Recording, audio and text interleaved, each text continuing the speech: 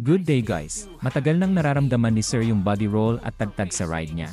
Lalo na kapag mabilis lumiko, ramdam niya yung hindi pantay na paggalaw, at medyo nag-aalala siya. Delikado, baka magdulot ng problema sa frame ng kotse. Pwede kasing magka-crack yan pag di na-control ang movement, lalo sa paglipas ng taon. Kaya naman nag-decide si Sir na magpakabit ng Ultra Racing front strut bar at rear sway bar. Simple lang, pero malaking tulong sa stability ng kotse.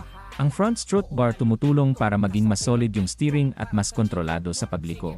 Yung rear sway bar naman, pinapatibay ang rear stability, kaya siguradong mas komportable yung ride. Ngayon siguradong, hindi na mararamdaman ni Sir yung body roll o tagtag.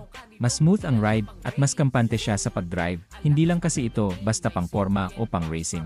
Ito ay smart investment para sa comfort and safety ng ride mo. Kung gusto mo rin ng gantong upgrade, message us now. Good day guys! Matagal nang nararamdaman ni Sir yung body roll at tagtag sa ride niya.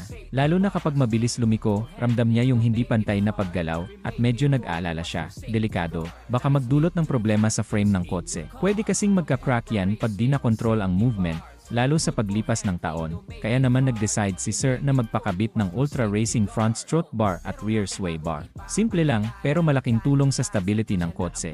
Ang front strut bar tumutulong para maging mas solid yung steering at mas kontrolado sa pagliko.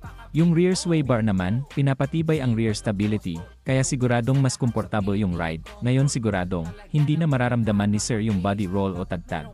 Mas smooth ang ride, at mas kampante siya sa pag-drive. Hindi lang kasi ito basta pang forma o pang racing. Ito ay smart investment para sa comfort and safety ng ride mo. Kung gusto mo rin ng gantong upgrade, message us now.